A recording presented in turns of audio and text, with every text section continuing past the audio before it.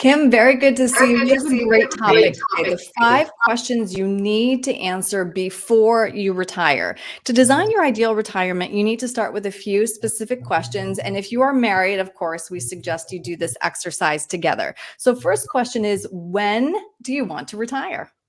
Yes. And like you said, if you are married, it's so important to talk about this Yeah. together. And a lot of times we're having this conversation with the clients in the office, and you can tell there's some disconnect there. So some folks may want to just keep working as long as possible, while other folks want to retire absolutely as soon as possible. So understanding also why you're choosing the answers that you're choosing is so Mm, incredibly important. Some people just haven't given them the option to think about, could I retire? Is it even an option for me at right. this point? So what we always like to say is take the financial side of things out of the equation first.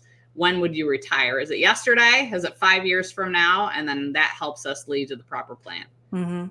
Second question is, where do you want to live when you're retired?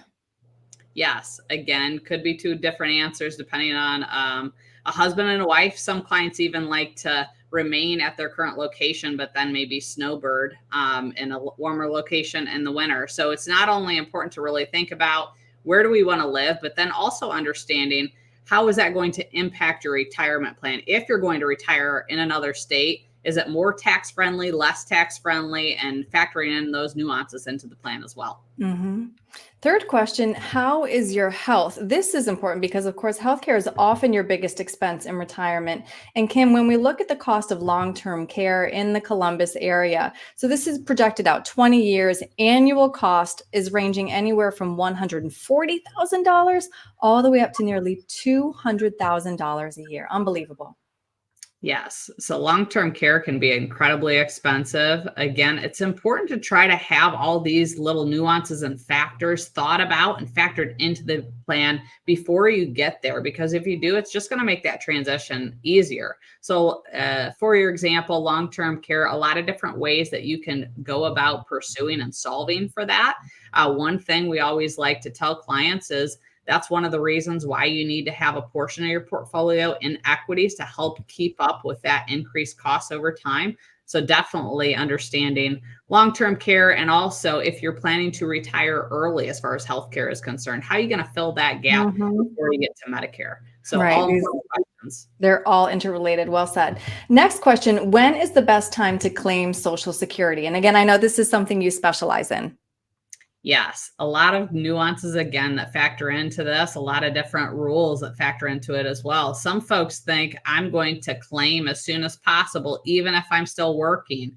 Well, number one, that's going to cut down your benefit as far as the monthly amount that you receive. But number two, if you make too much money, you might not be able to really turn on Social Security as soon as you were anticipating. Also, coordinating benefits between spouses, if you are a married couple, does one of you delay a benefit longer to beef that income higher, and the other one turn on that benefit sooner? That way, in case something happens to you, that higher benefit will remain for the surviving spouse. So Mhm. factoring in that is an incredibly important point as well. Mhm. And last, of course, because retirement is so much more than just a number in your bank account, you need to determine if you have a holistic financial plan that accounts for inflation, longevity, and your own unique retirement goals. Yes. So this is something we're really passionate about, and we call it our peak to peak retirement planning process.